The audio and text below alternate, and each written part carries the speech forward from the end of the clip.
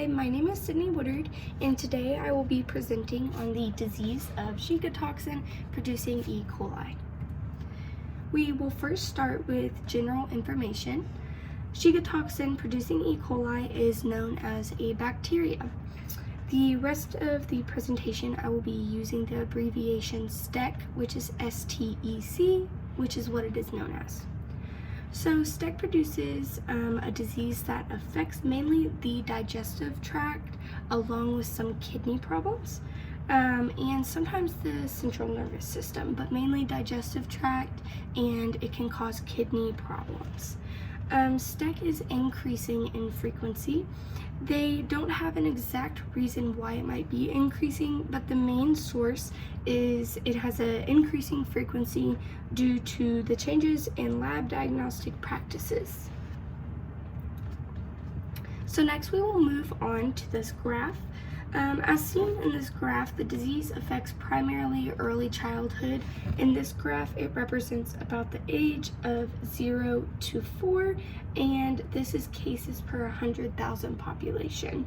So as you see, the older you get, it kind of goes down, the chances that you get it, but it is known that younger ages and sometimes older ages are more susceptible to the disease. Now, if you look at this picture, it is the structure, which is just known as the A and B subunits. So as you can see, the red as the A subunits and the green are the B subunits of the Shiga toxin.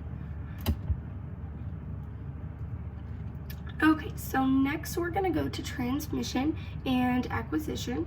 So STEC is transmitted primarily foodborne. It's transmitted to humans through undercooked ground meat. It can also be through raw milk and some vegetables, but the main source is undercooked meat. So moving on from that, the vector of STEC is a protozoan.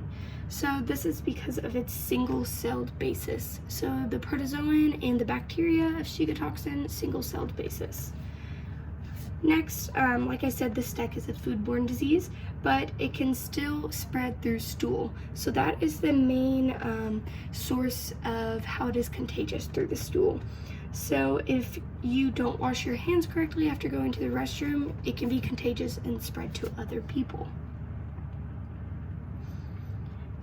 So next is the symptoms and effects.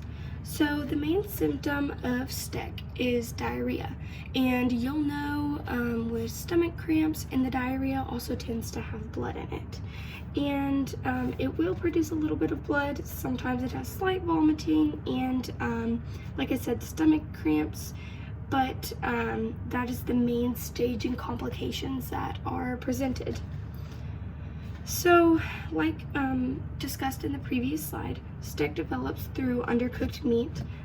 So the bacteria will live in the stomach and intestines of healthy cattle or cattle animals, and then it'll be exposed during the slaughtering process. So that's where it kind of becomes known during the slaughtering process. But before that, it lives in the stomach and digestive tract of cattle animals, farm animals. So STEC can actually lead to or cause another disease. The abbreviation is HUS, H-U-S, but it is hemolytic uremic syndrome. Okay, and that is a type of kidney failure.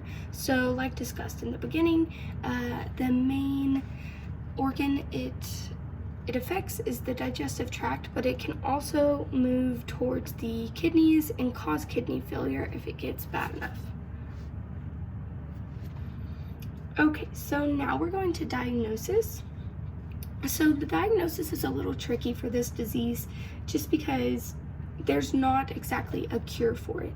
So you can always examine your stool and make sure if it's bloody. That's kind of just a basic examination.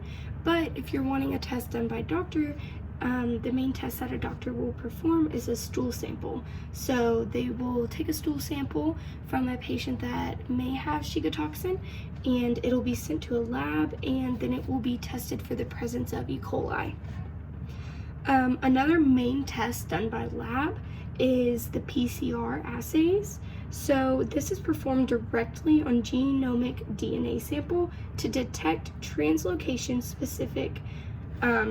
It detects the cells at a certain sensitivity to see if that E. coli or that disease will be present. Okay, so now we're moving on to treatment and prevention.